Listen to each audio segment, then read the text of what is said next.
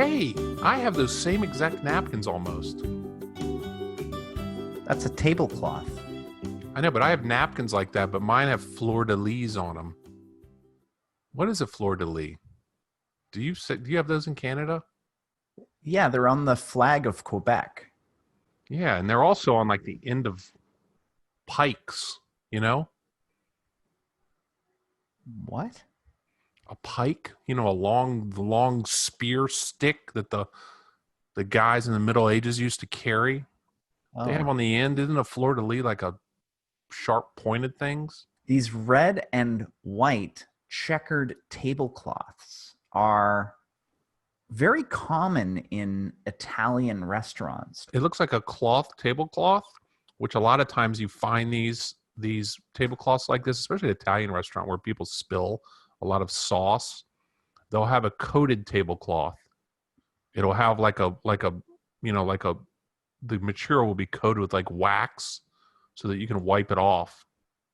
Oh, yeah. But this looks fabric. This looks like a fabric tablecloth in the red and white checkered finish.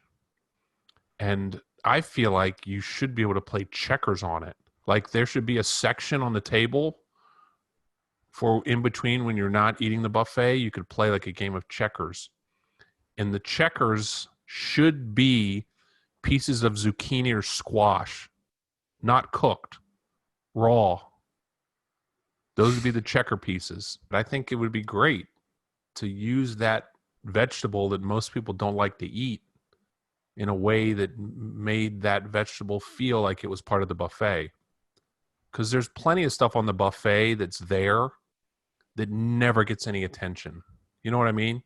Week after week, they try to put it in different places in the buffet to hope that someone will eat it, and they don't. And I think the zucchini and the squash are like that. Nobody wants them, and they're there on the buffet. They probably come in and, I think we should move the squash to the front. And it still doesn't move. It's terrible. It's not good. On this plate that we're looking at, I would imagine that the corn that somebody selected and put on this plate would be that one thing that everybody would avoid.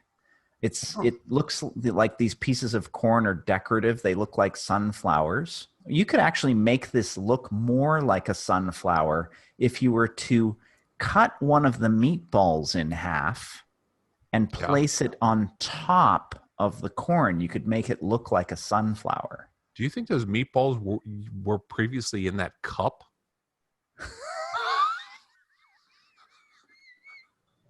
Like, it's like a cup of meatballs, and it was too crowded for him to eat them. So he's like, I'll take them out and set them on the plate.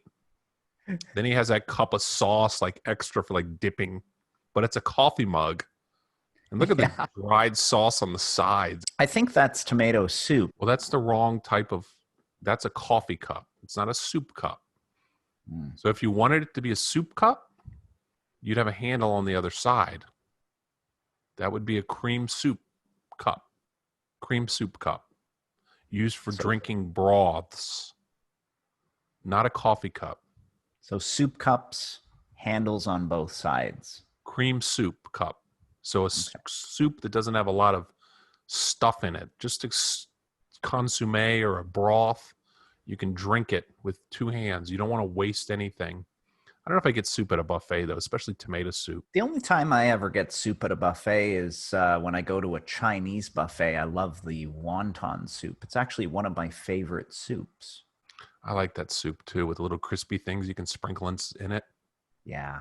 Yeah, I love that. I'm looking at Tablecloths Checkered Past. It's an article that starts like this, and you can go. I'll post the link in the description if you want to go and read the whole article. But it starts for me or the people viewing? I'm attempting to talk like a YouTuber and talk about link in the description, but obviously that went right over your head. This is a YouTube channel. Go ahead, finish your stupid thing. Through it.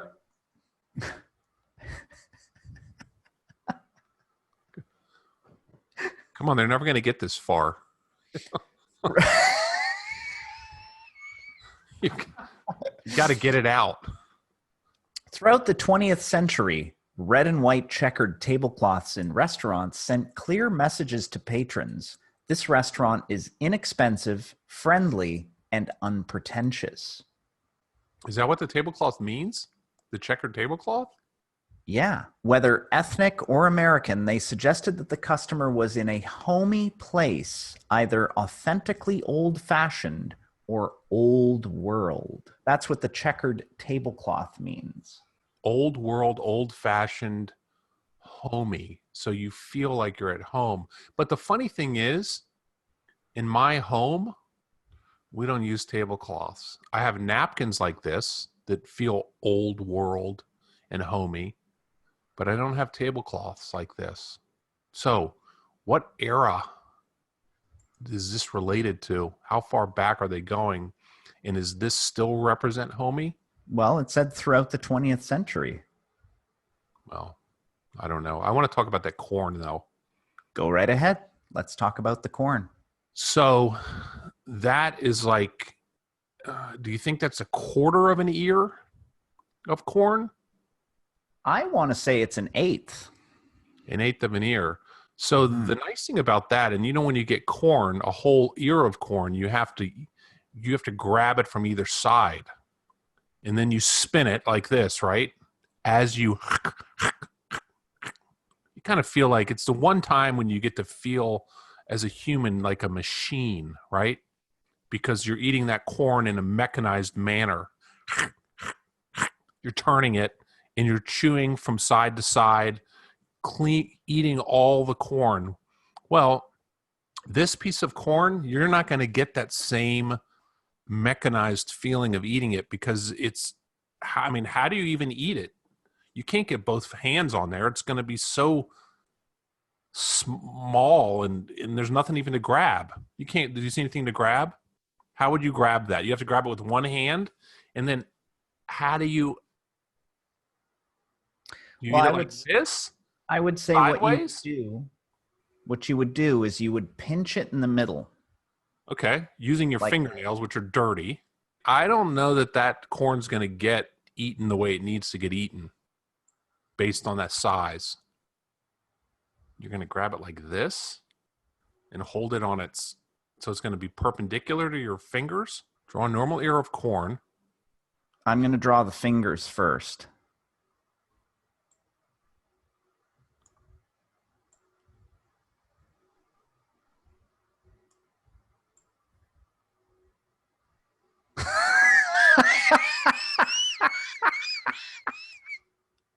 Instead of that's a hand. Okay. Okay. Look, Now do a normal ear of corn. No, these are the fingers. I see that, but okay. So you're going to demonstrate how to eat an eighth of corn. Yeah. So Okay. here's the corn. Is that a regular piece or that's the eighth piece? Wait, what happened? Oh, there it is. So that's think of that as like a cross section. Okay. So what you do is how do you spin it? How do you rotate it the way you would a normal ear of corn? A fidget spinner?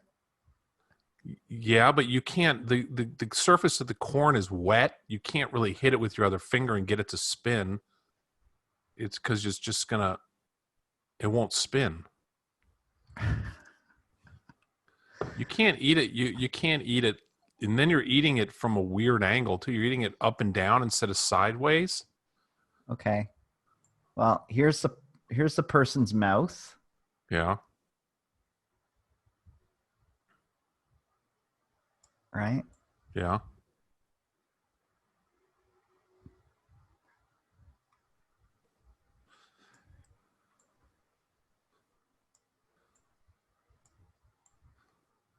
Look how scared he is. His eyes.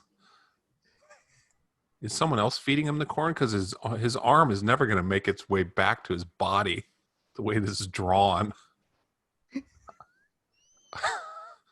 I don't know. So that's how you eat it. Yeah. So what you do is you take a bite of the corn, Huh? and you take a bite of the corn, right? Yeah. And what you do is you basically bite in as far as here, right? And let's Yes. just assume that this is the cob, okay? This Yeah. black part in here, Yeah. that's the cob, Yeah. okay? All So right. you bite in as far as there, and then what you do is you take your other hand and you spin it around a little bit, and then you take another bite, and then you spin it around on its center axis, the cob, and take another bite. No one ever eats corn like that, though. You always eat it. You're talking about eating it vertical, right? Basically.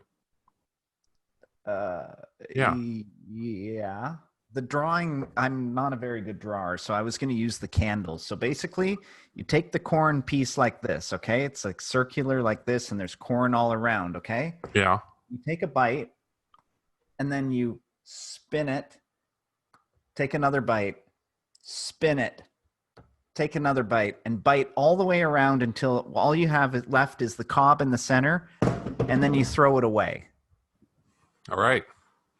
Okay. That's what I was going to explain earlier, but you have this obsession with me making really bad drawings. So I did the drawing for you, but now that just took way longer than it needed to take. It's a great show. I wonder if you could get 8 sections of that corn and reconnect it and create a proper corn section to eat like a normal person.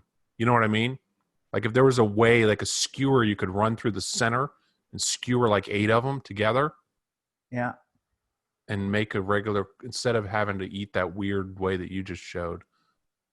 Corn kebab. Corn kebab. Anyways, that's it for this week's show. Thanks. Thanks for joining us. We'll see you next time, right here on Food Buffet Report.